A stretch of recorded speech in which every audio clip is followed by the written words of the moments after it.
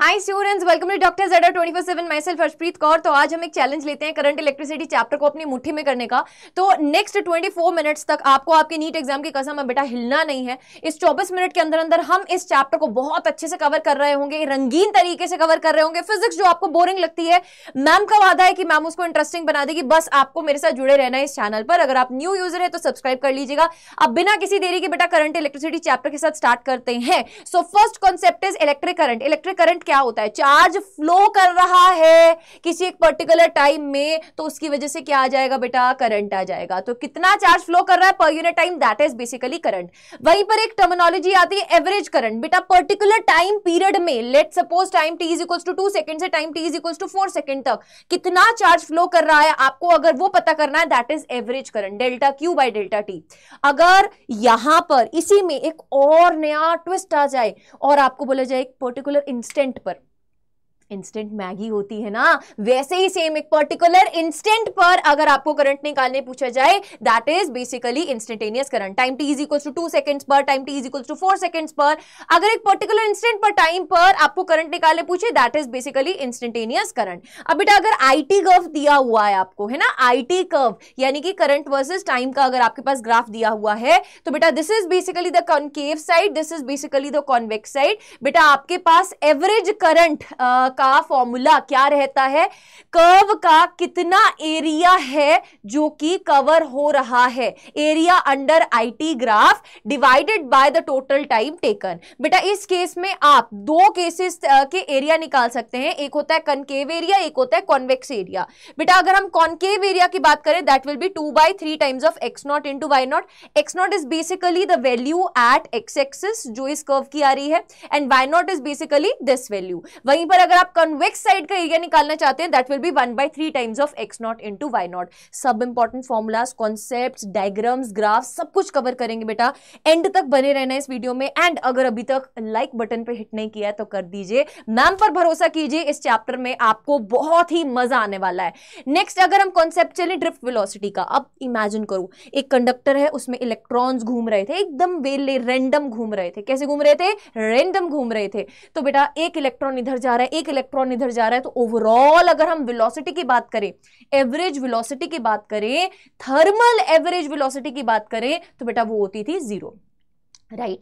But speed तो होगा ना, speed is not a vector quantity, speed is a scalar quantity. तो बेटा अगर आप थर्मल स्पीड की बात करें तो उसकी वैल्यू आती थी आपके पास 10⁵ मीटर पर सेकेंड्स, राइट। बट वहीं पर अगर हमने इस कंडक्टर को एक ऐसे सोर्स के साथ कनेक्ट कर दिया, एक बैटरी के साथ या सेल के साथ कनेक्ट कर दिया, जिसकी वजह से बेटा इलेक्ट्रॉन्स को एक पर्टिकुलर डायरेक्शन मिली फ्लो की, इलेक्ट्रॉन्स नेगेटिव नेचर के थे तो वो पॉजिटिव पोटेंशियल वाली प्लेट की तरफ जो थे वो अट्रैक्ट होने लगे। तो बेटा यहां पर ये कंप्लीट जो इलेक्ट्रॉन्स का सेट है बेटा, जब एक पॉजिटिव टर्मिनल की तरफ मूव करने लगता है तो वो कौन सी वेलोसिटी से मूव करता है? ड्रिफ्ट वेलोसिटी से मूव करता है। ड्रिफ्ट वेलोसिटी का एक्सप्रेशन आपको वहां पे फाइंड करवाया था। कंप्लीट डिटेल्ड लेक्चर्स बेटा आपको प्लेलिस्ट में मिल जाएंगे, इसी चैनल पे आप जाकर देख सकते हैं। मैंने कंप्लीट डिटेल में ये चैप्टर भी पढ़ा रखा है। बट अगर आप यहां पे ड्रिफ्ट वेलोसिटी का फॉर्मूला याद करें तो ड्रिफ्ट वेलोसिटी था minus of small e. Small e is electronic charge, capital e is electric field, tau यानी कि average relaxation time divided by mass of an electron. बेटा यहां पे इलेक्ट्रिक फील्ड को आप further potential divided by length of the conductor से substitute कर सकते हैं। यहां से हमें पता चला कि जो ड्रिफ्ट वेलोसिटी है ना, वो इलेक्ट्रिक फील्ड के क्या है? डायरेक्टली प्रोपोर्शनल है। बेटा अब अगर यूनिफॉर्म इलेक्ट्रिक फील्ड का केस है और नॉन यूनिफॉर्म इलेक्ट्रिक फील्ड का केस है, दो यहां पर सब केसेस निकल के आते हैं। अगर मैं यूनिफॉर्म इलेक्ट्रिक फील्ड के कॉन्सेप्ट की बात करूं तो बेटा हर पॉइंट पर पोटेंशियल बराबर है, V1 is equals to V2 is equals to V3। But अगर हम नॉन यूनिफॉर्म इलेक्ट्रिक फील्ड की बात करते हैं, if we talk about what, if we talk about non uniform electric field, तो नॉन यूनिफॉर्म इलेक्ट्रिक फील्ड के case में बेटा आपको पता है कि drift velocity is directly proportional to electric field. और बेटा जहां पर लाइंस पास पास होती हैं, जहां पर इलेक्ट्रिक फील्ड लाइंस पास पास होती हैं, वहां पर इलेक्ट्रिक फील्ड स्ट्रेंथ ज्यादा होती है। तो बेटा जहां पर इलेक्ट्रिक फील्ड स्ट्रेंथ ज्यादा, वहां पे ड्रिफ्ट वेलोसिटी भी ज्यादा। तो इस तरीके का रिश्ता आपको देखने को मिलता है। फिर हमने रिलेशन फाइंड करा था करंट और ड्रिफ्ट वेलोसिटी के बीच का। क्या रिश्ता कहलाता था बेटा? ये बोलो, याद करो फटाफट से। ये रिश्ता कहलाता था वीना, यानी कि VDENA, जहां पे N होता था बेटा क्या? बोलो, number density, number of electrons कितने हैं पर यूनिट वॉल्यूम, उसको आप स्मॉल एन से डिनोट करते थे। VD is the drift velocity, E is electronic charge, A is the cross sectional area. ये हमारा जो रिश्ता है, ये जो रिलेशन है बेटा करंट का ड्रिफ्ट वेलोसिटी के साथ, ये बहुत इंपॉर्टेंट है। आगे चलते हैं, ओम्स लॉ की तरफ बढ़ते हैं। बेटा ओम्स लॉ बचपन से यानी कि आपने 10वीं कक्षा से पढ़ रखा है, V is directly proportional to I। बेटा अगर सब फिजिकल पैरामीटर्स कांस्टेंट है, यानी कि टेम्परेचर की बात कर लीजिए, प्रेशर की बात कर लीजिए, उस केस में हमने ये चीज सीखी थी कि बेटा जो रेजिस्टेंस है वो भी क्या रहेगा, कांस्टेंट रहेगा। ठीक है, तो V वर्सेस I का अगर आप ग्राफ देखते हैं, प्लॉट यहां पर देखते हैं, तो बेटा आप यहां पर देख सकते हैं that for the case of ohmic conductors, यानी कि अगर मैं बात कर रही हूं जो ओम्स लॉ को फॉलो करते हैं उनमें ये रिश्ता भी फॉलो रहता है, that is V is directly proportional to I। बेटा यहां पर VI ग्राफ का जो स्लोप है वो आपको किसकी वैल्यू देता है, रेजिस्टेंस की वैल्यू देता है, यानी कि tan थीटा किसकी वैल्यू देगा, रेजिस्टेंस की वैल्यू देगा। फर्दर बेटा जी हमने सीखा था that resistance is equals to what, resistivity length divided by area. बेटा जी यहां पे आपको एक चीज समझनी है कि ये जो रेजिस्टेंस है ना, ये 3 फैक्टर्स पर डिपेंड करती है, एक मटेरियल पर, एक टेंपरेचर पर और डायमेंशंस पर। ठीक है, वहीं पर अगर इसी फॉर्मूला से मैं रेजिस्टिविटी की वैल्यू फाइंड करूं तो बेटा in terms of relaxation time क्या वैल्यू निकल के आती थी, मैंने आपको सिखा रखा है, याद करवा रखा है, that it is equals to, resistivity is equals to m divided by n E का स्क्वायर इंटू टॉ। ऐसे याद करना है बेटा, बिल्कुल एग्जैक्टली। ABCDEFGH आए, इसमें पहले कैसे आता है बेटा, पहले m आता है फिर n आता है, तो रेजिस्टिविटी के फॉर्मूला में न्यूमरेटर में m आएगा, डिनोमिनेटर में क्या आएगा, n आएगा, तो m डिवाइडेड बाय n। बेटा यार इलेक्ट्रॉन को तो इंपॉर्टेंस देनी पड़ेगी, ये सारी कहानी इलेक्ट्रॉन के ही अराउंड घूम रही है, तो m divided by n E का स्क्वायर इंटू टॉ। तो बेटा ये आपके पास क्या हुआ, रेजिस्टिविटी। अब ध्यान से देखिएगा बेटा, रेजिस्टिविटी डिपेंड नहीं करती है लेंथ एंड एरिया पर। ठीक है, इस चीज का ध्यान रखिएगा, रेजिस्टिविटी डिपेंड नहीं करती है लेंथ एंड एरिया पर, it depends upon material, it depends upon temperature. ठीक है, ये बेटा आपको कंप्लीट पीडीएफ मिल जाएगा, बट कहां पर मिलेगा ये मैं आपको एंड में बताऊंगी, सो जुड़े रहिएगा मेरे साथ। ठीक है, नॉन ओहमिक कंडक्टर्स के केस में बात करो तो बेटा V is not directly proportional to I।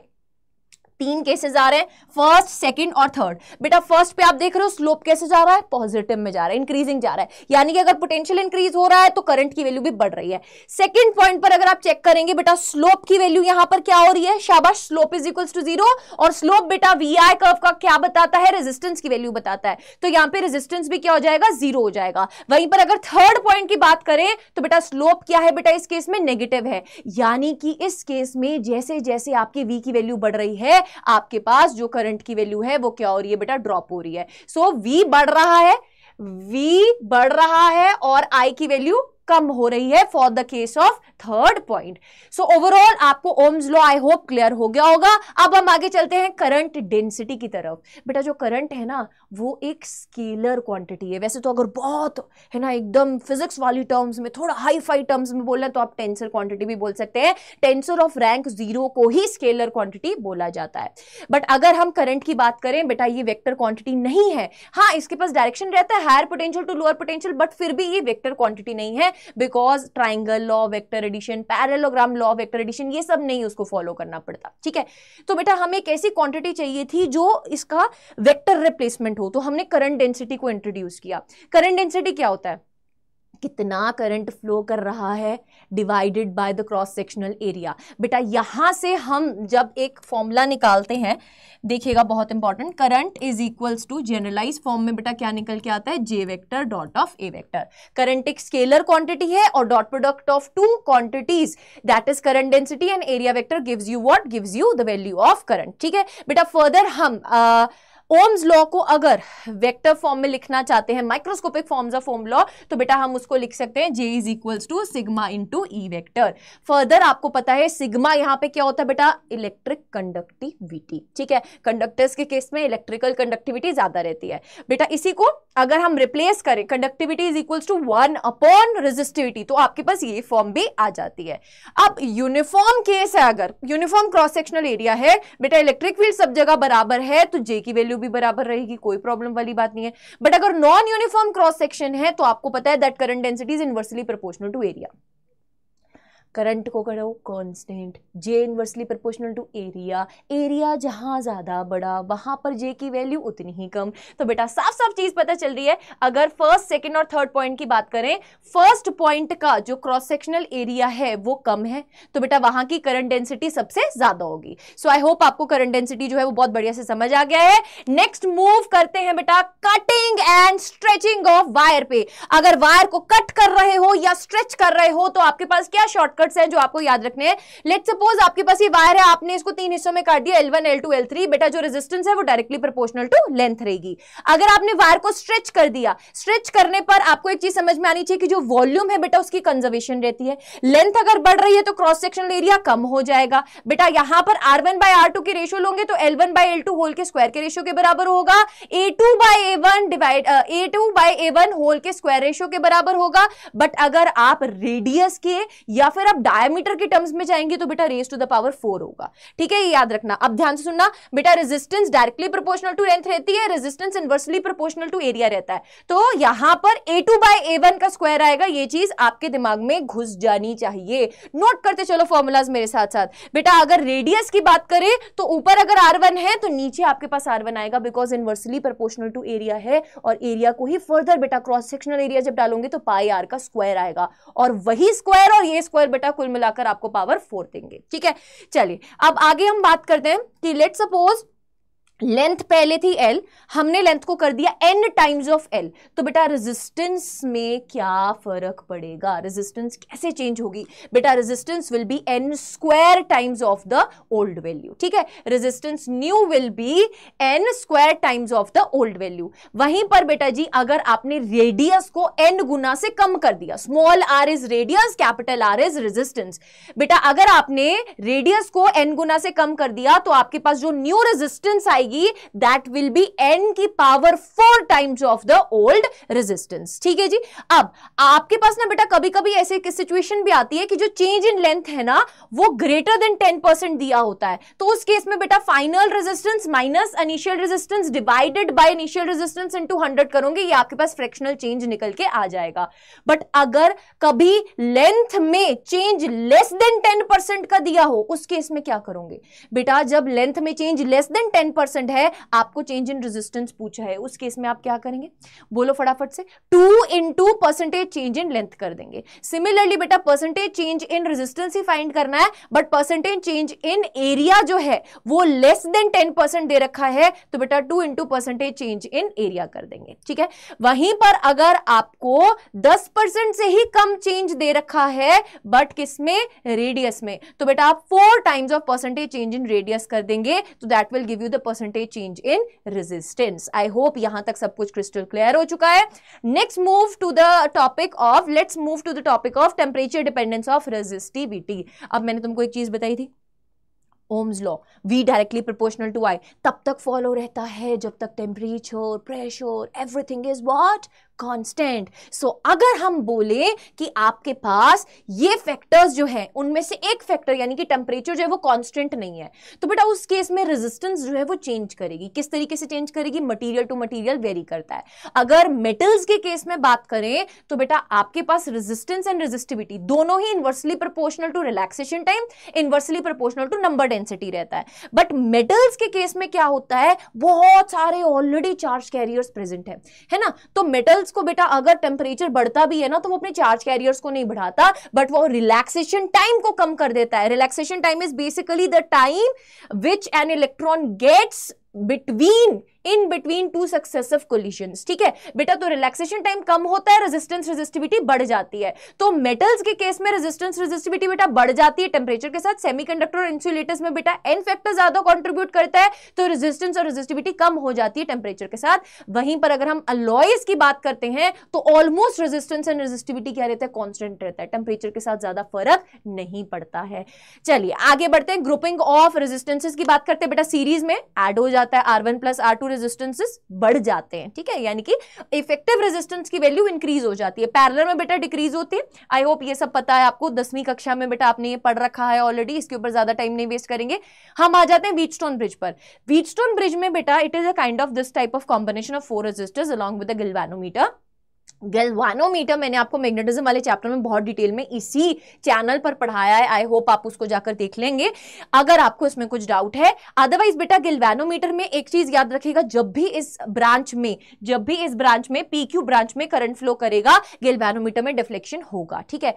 अगर P और Q पॉइंट का पोटेंशियल, अगर P और Q पॉइंट का पोटेंशियल बराबर हो जाए बेटा there will be no flow of current in this case. तो बेटा इस टाइप के सिस्टम को हम बोलते हैं बैलेंस्ड व्हीटस्टोन ब्रिज, जहां पे P और Q पॉइंट का पोटेंशियल बराबर होता है, जहां पे R1 बटा R2 divided R1 divided by R2 R3 divided bye R4 के बराबर हो जाता है। अगर ये रेशो सही साबित हो जाती है R1 by R2 is equals to R3 by R4, बेटा P पॉइंट और Q पॉइंट का पोटेंशियल बराबर, तो इस ब्रांच में से करंट नहीं जाएगा। अगर आपके पास नॉन बैलेंस्ड या अनबैलेंस्ड व्हीटस्टोन ब्रिज की बात करें तो बेटा उसके P और Q पॉइंट का पोटेंशियल बराबर नहीं होता, उस केस में यहां से भी करंट फ्लो करता है। और अगर हम बोलें बेटा R1 बाय R2 बड़ा है R3 बाय R4 से, अगर इन दोनों का रेशो बड़ा है इन दोनों के रेशो से, तो आपको हमेशा याद रखना है जिसका रेशो बड़ा है उस साइड के पॉइंट का पोटेंशियल कम होगा। यानी कि अगर इनका रेशो बड़ा है तो Q का पोटेंशियल बड़ा होगा P से, ठीक है। ये शॉर्टकट्स आपको याद रखने हैं। फिर अगर हम 3D सर्किट की बात करते हैं, लेट्स सपोज हमारे पास 3D में क्यूब है, ठीक है। क्यूब के हर साइड में बेटा एक रेजिस्टर लगा हुआ है R रेजिस्टेंस का। तो अगर आप एजेस के बीच में effective resistance, equivalent resistance find करेंगे बेटा 7R/12 आएगी, ठीक है। लर्न कर लीजिएगा इस वैल्यू को। अगर आप फेस डायगोनल के अलोंग, यानी कि आप AC पॉइंट के दरमियान ये पूरे सर्किट को सॉल्व करना चाहते हैं, वैल्यू विल बी 3R/4। और अगर आप बॉडी डायगोनल के अलोंग यानी कि AD के अलोंग सॉल्व करेंगे तो बेटा आपके पास वैल्यू कितना आ जाएगा, बोलो। अगर आप AD के अलोंग सॉल्व करेंगे आपके पास वैल्यू कितना आ जाएगा 5R/6, ठीक है। These are the standard values. Then comes the concept of infinite resistor network. देखो वैसे तो कम चांस है इसमें से क्वेश्चन बनेगा इनफाइनाइट रेजिस्टर नेटवर्क में से, फिर भी बेटा अगर बन गया तो हमने उसका सारा इंतजाम कर लिया है। I hope you are enjoying this session, और जिन बच्चों ने अभी तक इस सेशन को लाइक नहीं किया होगा, you will surely like this, because इतने रंगीन फॉर्म में आपको पूरे YouTube पे कोई फिजिक्स नहीं पढ़ा सकता। अगर हम यहां पे बात करें इनफाइनाइट रेजिस्टर नेटवर्क की, बेटा R1 R2 R3 R1 R2 R3 इस तरीके का पूरा ये जो सेटअप है, ये यूनिट सेल है जो वो रिपीट होते जा रहा है। अगर इफेक्टिव रेजिस्टेंस आपको फाइंड करनी है, आप कैसे फाइंड कर सकते हैं? R equivalent will be equals to R1 plus R3 divided by 2, और ब्रैकेट में बेटा क्या आएगा 1 plus under root of 1 plus 4R2 divided by R1 plus of R3। अब बहुत सारे बच्चे बोलेंगे मैम हम सॉल्व कर लेंगे ना, हम ये क्यों याद रखें? बेटा करके देख लीजिएगा। अगर आप ये फॉर्मूला याद करके डायरेक्ट वैल्यूज को सब्स्टिट्यूट करके आंसर फाइंड करते हैं, आप बहुत इजीली बहुत जल्दी से सॉल्व कर पाएंगे। बट अगर आप प्रॉपर वे से इसको सॉल्व करने बैठेंगे, क्वाड्रेटिक इक्वेशन बनेगी उसको सॉल्व करेंगे, बहुत टाइम कंज्यूमिंग रहेगा। इसलिए बता रहे हैं बेटा अगर सारे रेजिस्टेंसेस बराबर हैं, ऑल रेजिस्टेंसेस आर इक्वल, उस केस में यही फॉर्मूला जो है वो चेंज हो जाएगा। R equivalent will be R into 1 plus under root of 3। So this is going to be very easy for you, ठीक है। नेक्स्ट आगे चलते हैं बेटा। अब किरचॉफ्स के लॉज की बात करते हैं, तो किरचॉफ्स के दो लॉज हैं स्पेसिफिकली अगर मैं बात करूं। फर्स्ट इज करंट लॉ, जिसको हम स्पेसिफिकली बेटा जंक्शन रूल भी बोलते हैं, एंड सेकेंड है लूप लॉ और वोल्टेज लॉ। बेटा करंट लॉ क्या कहता है? किसी एक जंक्शन पॉइंट पे जहां 3 या 3 से ज्यादा वायर्स मिल रही हैं, जितना करंट एंटर कर रहा है उतना ही करंट लीव करेगा। तो किसी एक पर्टिकुलर जंक्शन पॉइंट पर ओवरऑल समीशन ऑफ करंट बेटा क्या रहता है? 0 रहता है। वहीं पर अगर हम लूप लॉ की बात करें तो इसमें open as well as close circuits की बात करते हैं। वैसे तो लूप लॉ क्लोज सर्किट में लगाते हैं, बट यहां पर हम मान के चलते बेटा कि इस AB के अलोंग हमने कोई सोर्स को कनेक्ट किया हुआ है, ठीक है। तो यहां पर बेटा आपके पास VA minus of EMF is equals to VB निकल के आता है इक्वेशन, जहां से आप VA माइनस VB को बेटा इक्वल्स टू E लिख सकते हैं। वहीं पर अगर मैं क्लोज सर्किट की बात करूं तो आपको यह बात याद रखना है, जितने भी सर्किट एलिमेंट्स लगे हैं, चाहे रेजिस्टर लगा है चाहे सेल लगा है, सबके across potential drops different different sign के साथ कंसीडर करते हुए अगर मैं टोटल ऐड करूंगी तो बेटा सेकंड लॉ ये कहता है कि ओवरऑल पोटेंशियल ड्रॉप की वैल्यू क्या आएगी? 0 निकल के आएगी, यानी कि 0 निकल के आएगी, ठीक है। चलिए नेक्स्ट अगला कॉन्सेप्ट चलते हैं, सेल्स एंड इंटरनल रेजिस्टेंसेस की बात करते हैं। उससे पहले बेटा आपको एक चीज याद रखना है कि जब भी आप किसी सर्किट को सॉल्व कर रहे हैं, किरचॉफ्स लॉ लगा रहे हैं, अगर आप करंट की डायरेक्शन में चल रहे हैं, करंट फ्लो करता है हाई टू लो, तो बेटा जब भी आप किसी रेजिस्टर के अक्रॉस पोटेंशियल ड्रॉप लिखेंगे तो वहां पे हमेशा नेगेटिव का साइन आएगा, ठीक है। अगर आप करंट की डायरेक्शन में चल रहे हैं तो नेगेटिव में पोटेंशियल डिफरेंस आपके पास आएगा, पोटेंशियल ड्रॉप आएगा। वहीं पर अगर आप एक सेल की बात कर रहे हैं, पॉजिटिव टर्मिनल नेगेटिव टर्मिनल, और आप मूव कर रहे हैं पॉजिटिव टू नेगेटिव, तो बेटा जो भी लास्ट में आपके पास टर्मिनल आ रहा है ना, वही आपके पास पोटेंशियल ड्रॉप की वैल्यू आएगी विद साइन, यानी कि माइनस ऑफ ई आ जाएगा उस केस में। ठीक है, इसका डिटेल वीडियो मैंने पढ़ा रखा है, किरचॉफ्स लॉ के नाम से आप जाकर देख सकते हैं, मेरे नाम के साथ। फिर आगे चलते हैं, सेल एंड इंटरनल रेजिस्टेंसेस की बात करते हैं। बेटा जब आप मार्केट से सेल लेकर आते हैं, उसके ऊपर जो वैल्यू लिखी है पोटेंशियल ड्रॉप की, उसको बोलते हैं ईएमएफ वैल्यू। ठीक है, जब आप उसको क्लोज्ड सर्किट में डाल देते हैं, यानी कि आपने उसको किसी सर्किट में डाल दिया, यूज करा आपने सेल, तो बेटा वहां पर जो वैल्यू निकल के आती है, that is basically what, potential difference, जो कि टर्मिनल वोल्टेज के नाम से जाना जाता है। बेटा दो टाइप की कंडीशन होती है, cell is in discharging mode और cell is in charging mode. जब डिस्चार्जिंग मोड का कॉन्सेप्ट हम याद करें, जब हम किसका कॉन्सेप्ट याद कर रहे हैं, डिस्चार्जिंग मोड का कॉन्सेप्ट याद कर रहे हैं, बेटा जब सेल में से हमने करंट निकाला, उस टाइम पर आपको एक चीज पता होना चाहिए, सेल की अंदरूनी रेजिस्टेंस, सेल में जो इलेक्ट्रोलिटिक सॉल्यूशन होता है ना, वो इलेक्ट्रॉन को उसके आयंस एज अ रेजिस्टेंस लगते हैं बेटा, जब वो एक इलेक्ट्रोड से दूसरे इलेक्ट्रोड पे जा रहे होते हैं। तो that is basically the internal resistance, जिसको हम स्मॉल आर से डिनोट करते हैं। Capital R is external resistance. ठीक है, कैपिटल आर क्या रहता है, एक्सटर्नल रेजिस्टेंस रहता है। तो बेटा current is equals to EMF divided by small R plus of capital R. Potential difference की अगर बात करोगे बेटा, इसमें क्या आता है, EMF minus of I into R. बेटा जब सेल डिस्चार्जिंग मोड में होता है तो टर्मिनल वोल्टेज हमेशा ईएमएफ से कम रहती है। जब सेल चार्जिंग मोड में होता है, सेल को आप बाहर से ऊर्जा दे रहे हैं, तो बेटा टर्मिनल वोल्टेज हमेशा ईएमएफ से बड़ी होती है, यहां पे प्लस ऑफ आई आर आ जाता है। ठीक है, ये चीज आपको याद रखनी है।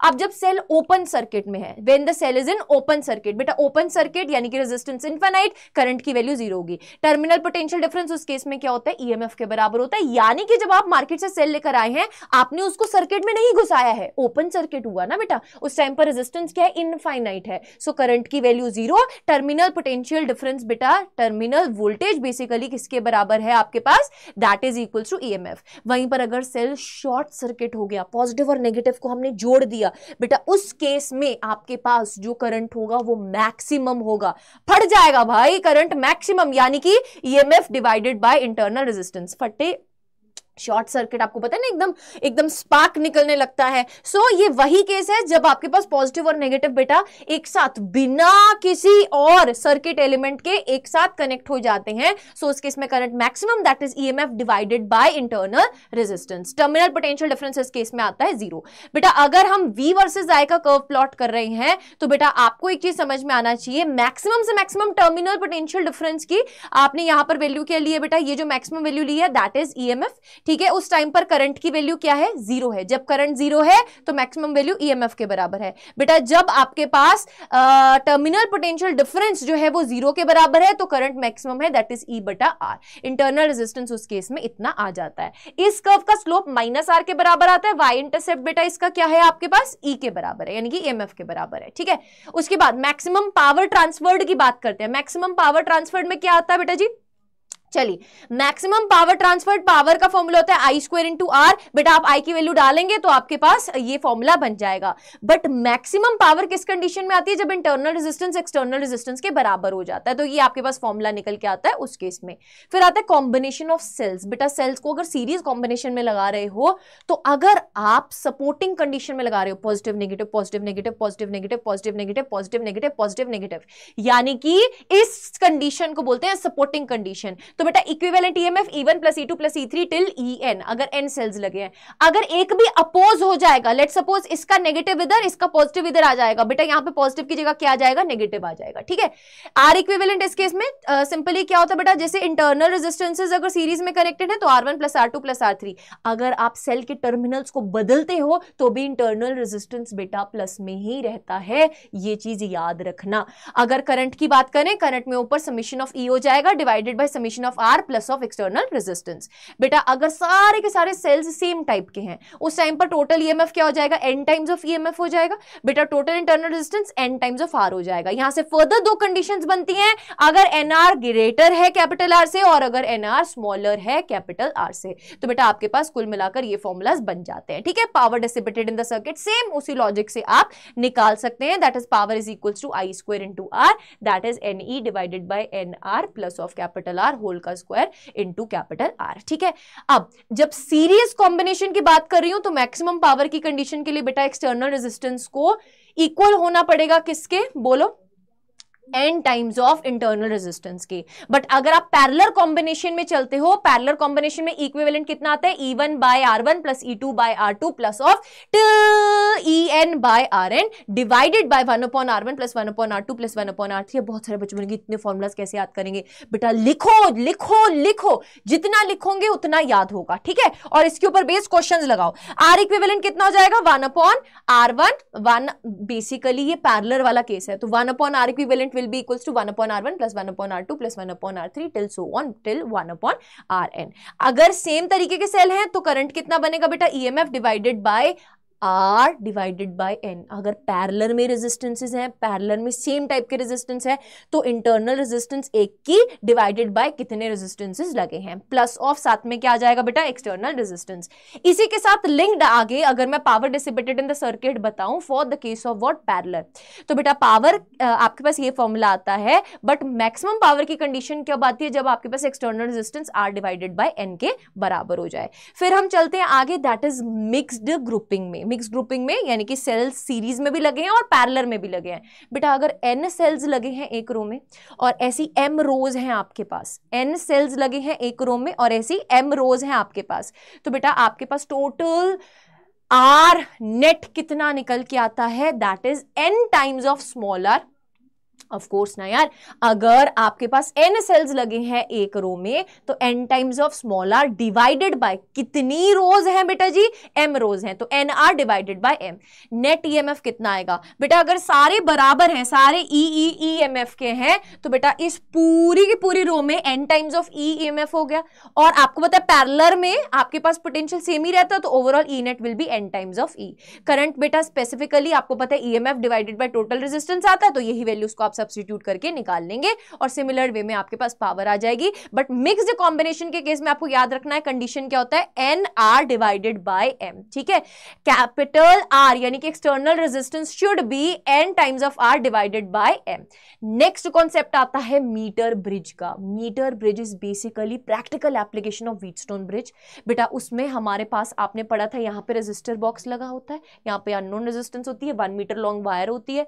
आप जॉकी की हेल्प से क्या फाइंड करते हैं, नल पॉइंट फाइंड करते हैं। ठीक है, आप क्या फाइंड करते हैं, नल पॉइंट फाइंड करते हैं। और बेटा जहां पर गैल्वेनोमीटर में 0 डिफ्लेक्शन शो होती है, आपको नल पॉइंट मिल गया। बैलेंसिंग कंडीशन लगाओगे बेटा तो आपके पास P डिवाइडेड बाय Q यानी कि इतनी लेंथ की रेजिस्टेंस डिवाइडेड बाय इतनी लेंथ की resistance is equals to what बेटा जी, बोलो, P divided by Q is equals to R divided by X। ये रेशियो बेटा जो है बैलेंसिंग कंडीशन में बनती है, विच इज इक्वल्स टू जहां पे आपको बैलेंसिंग लेंथ मिली है L पॉइंट। ठीक है, सो L डिवाइडेड बाय बेटा क्या आ जाएगा, 100 minus L, because 1 metre is equals to 100 centimetre. ठीक है, अब जो नीट वाले बच्चे हैं उनके लिए potentiometer is reduced from the syllabus, but जो जेई वाले हैं या जो बोर्ड एग्जाम्स वाले हैं उनको बेसिक आइडिया पता होना चाहिए। तो पोटेंशियोमीटर में बेटा पहली बात आपको याद रखनी है, मीटर ब्रिज में 1 मीटर लॉन्ग वायर लेते हैं। पोटेंशियोमीटर में ऐसा नहीं होता कि 1 मीटर लॉन्ग वायर ही लेनी है, उसमें जितनी लंबी वायर लोगे आपको उतना ही ज्यादा बढ़िया एक्यूरेट वैल्यू मिलता है। ठीक है, इसीलिए इसको ज्यादा प्रेफर नहीं किया जाता। डेली बेसिस में हम वोल्ट मीटर को ज्यादा प्रेफर करते हैं पोटेंशियल डिफरेंस फाइंड करने के लिए, बट जहां पर एक्यूरेसी की जरूरत होती है वहां पर आपको पोटेंशियोमीटर की जरूरत होती है। ठीक है, तो यहाँ पे बेटा एक टर्म आती है potential gradient. Potential gradient is basically potential per unit length, जो कि आपके पास एक कॉन्स्टेंट रहता है जिसको हम एक्स या फिर के नाम से जानते हैं। ठीक है, अब यहां पर बेटा 2 एप्लीकेशंस रहती हैं इसकी। अगर आप 2 सेल्स के ईएमएफ को कंपेयर करना चाहते हो या फिर आप इंटरनल रेजिस्टेंस फाइंड करना चाहते हो। ठीक है, तो आई होप जिसको मुझसे पढ़ना है ये वाला, तो आप मेरे नाम से अगर ये वीडियो सर्च करेंगे पोटेंशियोमीटर, आपको मिल जाएगा। आप साइंस अड्डा चैनल पर जाकर देख सकते हैं, साइंस अड्डा 24/7 पर। बेटा नीट के सिलेबस में ये नहीं है, बट फॉर्मूला बेसिस में अगर रिवाइज करवाऊं तो आपको पता है 2 सेल्स का ईएमएफ E1 बाई E2 का कंपेयर कैसे करते हो, L1 बाई L2 से। L1 बैलेंसिंग लेंथ होती है फर्स्ट सेल की, जब आप बैलेंस कर रहे हो जॉकी से, आपको गैल्वेनोमीटर में 0 डिफ्लेक्शन मिला L1 लेंथ पे, और L2 वो लेंथ होती है जब आप सेकंड सेल को कनेक्ट करके जॉकी के हेल्प से बेटा गैल्वेनोमीटर में 0 डिफ्लेक्शन पॉइंट फाइंड कर रहे होते हो। और वहीं पर अगर आपको इंटरनल रेजिस्टेंस कैलकुलेट करनी है तो that is external resistance R L1 by L2 minus of 1। एक बार आप सर्किट को ओपन रखते हैं उस टाइम पर जो पोटेंशियल बैलेंस हो रही होती है दैट इज EMF वैल्यू, और जब आप सर्किट को क्लोज करते हैं तो बेटा उस टाइम पर जब कंडीशन बैलेंस हो रही होती है उसको हम बोलते हैं टर्मिनल वोल्टेज। वहीं से बेटा ये फॉर्मूलाज निकल के आते हैं। ठीक है, चलिए नेक्स्ट आगे कॉन्सेप्ट पे आ जाइए, that is heating effect of electric current. बेटा heating effect of electric current में आपको पता है power is equals to what बेटा, कितना आपके पास वर्क डन हो रहा है पर यूनिट टाइम, या एनर्जी पर यूनिट टाइम को हम क्या बोलते हैं, पावर बोलते हैं। इलेक्ट्रिकल पावर के बेटा 3 फॉर्मूलाज ओम्स लॉ को यूज कर करके बन जाते हैं, power is equals to V into I square R और V स्क्वायर बटा R। ठीक है, ये 3 फॉर्मूलाज बनते हैं। अब बेटा बल्ब का कॉन्सेप्ट अगर आप याद करें, बल्ब के ऊपर कुछ रेटेड वैल्यूज लिखी होती हैं, पोटेंशियल की वैल्यू लिखी होती है, पावर की वैल्यू लिखी होती है। 100 वॉट 220 वोल्ट, यानी कि जब 220 वोल्ट की आपको इसमें पोटेंशियल मिलेगा तो बल्ब जो है वो 100 वॉट की तरह काम करेगा। ठीक है, सो आपको ये चीज समझ में आनी चाहिए कि वो रेटेड वैल्यूज होती हैं। बेटा बल्ब में जो एक फिलामेंट लगा होता है टंगस्टन का, उसकी वैल्यू फिक्स रहती है, उसकी वैल्यू चेंज नहीं होती। ठीक है, दैट इज आर यानी कि रेजिस्टेंस। बट अगर आप ध्यान से याद करें बेटा, जब हमारे घर पे वोल्टेज की फ्लक्चुएशंस होती है, लाइट भी क्या होती है, डिम होती है। ठीक है, तो बेटा अगर मैं बल्ब को सीरीज में लगा देती हूं, लेट्स सपोज मैंने बल्ब को सीरीज में लगा दिया, बेटा सीरीज में लगाने से जो पावर होती है ना वो कम हो जाती है, और पैरेलल में लगाने से पावर जो होती है वो बढ़ जाती है। ये याद रखना। ठीक है, उल्टा होता है, रेजिस्टेंसेस के उल्टा होता है। तो अगर आप सीरीज में देखोगे 50 वॉट और 100 वॉट का आपने बल्ब लगाया है, आपको ये उम्मीद थी कि 100 वॉट का बल्ब ज्यादा बढ़िया तरीके से ब्राइट तरीके से शाइन करना चाहिए, बट सीरीज में बेटा जी 100 वॉट वाला डिम हो जाता है और 50 वॉट वाला ज्यादा ब्राइटली ग्लो करता है। ठीक है, ये चीज आपको याद रखनी है। वहीं पर अगर आप पैरेलल में इनको कनेक्ट करते हो तो बेटा 100 वॉट वाला ज्यादा ब्राइट तरीके से ग्लो करता है एज कंपेरेटिव टू 50 वॉट वाला। इसके ऊपर बेस्ड बेटा क्वेश्चंस जो है वो पूछे जा सकते हैं। सो आई होप आपको बहुत ही मजा आया, आपने करंट इलेक्ट्रिसिटी चैप्टर एकदम धुआंधार तरीके से मैम के साथ अच्छे से रिवाइज कर लिया है, एंड आई एम होपिंग कि आप इसके जो नोट्स हैं वो बहुत बढ़िया तरीके से बना लेंगे। अगर आपको ये नोट्स चाहिए तो आप मुझे मेल जरूर से करें, या फिर देखिए ध्यान से सुनिएगा, आप मुझे मेल कर सकते हैं बेटा on my official email ID that is arshpreet.singh@adda247.com, या फिर आप मुझे इंस्टाग्राम पे भी फॉलो कर सकते हैं physicscore_official चैनल पर। ठीक है, आप इन दोनों में से कहीं पर भी जो है मेरे को रीच आउट कर सकते हैं।